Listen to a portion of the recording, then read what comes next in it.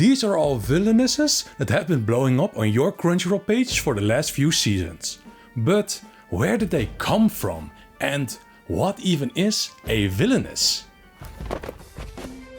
So I guess it's best to first explain what even is a villainous story. For those who click this video wanting to find out, a villainous story is an Isekai story. It is about someone from the real world being transported to another world and reincarnating into the body of a villainess. The thing that sets these villainous stories apart from other Isekai stories is that they are aimed towards a female audience, and that all of them are based on otome games. Otome games are most of the time dating sims marketed towards women, and are about the main character trying to hook up with one of the male cast members. Within these games, a stereotype of a villainous character has become quite popular.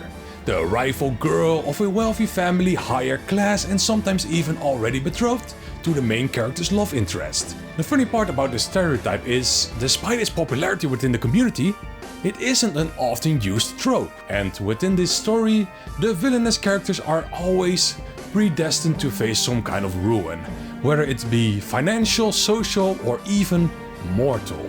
Now, the person being reincarnated as a villainess normally are a big fan of the otome game they are transported to, meaning that they have knowledge, not just of the fate of the villainess, but also the world and the characters within it. So they use that knowledge to try to give themselves a good ending.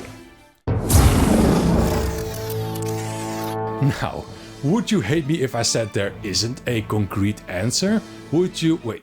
Is that? No, wait. Okay, before you click off this video, hear me out. The thing about villainous stories is that there is no clear singular story that started it off. The earliest example of a work with a title that has the word villainous in it is A Villainous Princess Victoria. But this story isn't at all like any of the following otome-based villainous stories like we're used to. It's more like a superhero story where the main character turns into some sort of villainous with some sort of transformation. Now, see? The trouble of finding the oldest light novel about a villainess is due to the way that a lot of them are published. In Japan, there's a website called soyatsu.com. It's a place for aspiring novelists to publish their work and eventually be picked up by an actual publisher.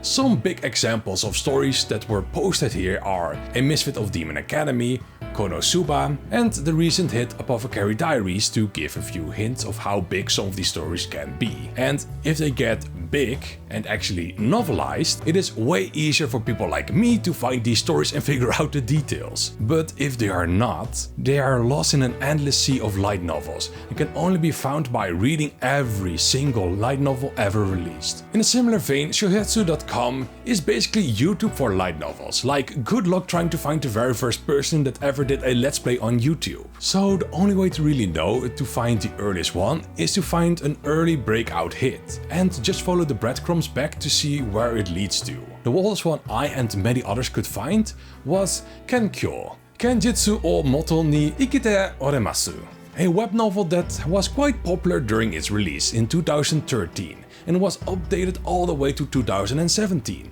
with a description that might sound very familiar. While waiting for the primary school entrance exam, the main character realizes she's become a character in a shoujo manga by the name You Are My Doche. They are portrayed as the typical villainess, Kishoen Reika, who bullies the protagonist and obstructs her romance with a rich boy.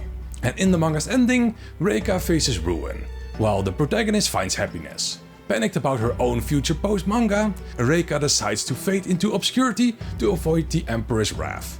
However, realizing the story needs a villain, Reika reluctantly begins preparing for her life after her family's downfall. Does that sound familiar? Cause it does to me. Swap shoujo manga with otome game and you got yourself one of the first otome type villainous stories. This web novel and its popularity caused many copycats to be made in the following years. One of those was a little novel called My Next Life as a Villainess, All Roads Lead to Doom, also known as Hamefura. It wasn't the first villainous light novel, it wasn't the first otome game light novel, and it wasn't the first light novel with a villainess in its name. But what Hamefura did do was bring the genre to the limelight. Hamefura is the first villainous story to be picked up by a publisher and went from a web novel to the physical realm. It was the first villainous story that got an anime adaptation back in 2020.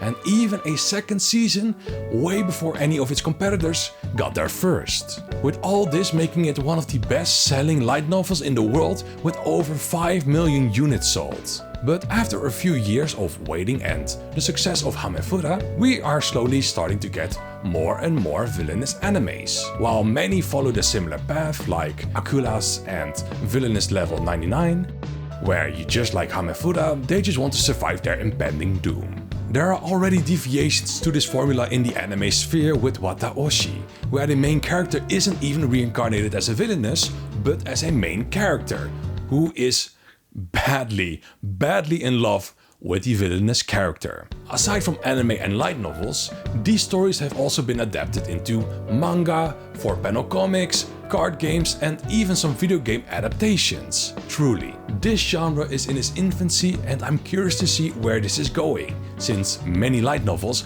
are ready for an anime adaptation. And that's it for today, people. The first of the 3 companion videos to my Isekai video, which you can probably check out somewhere here on the screen. If you are watching this as it comes out, a video about reverse Isekai and reincarnation are still to come, so be sure to subscribe to be here when they come out. I'm Durcoin, and thank you for watching.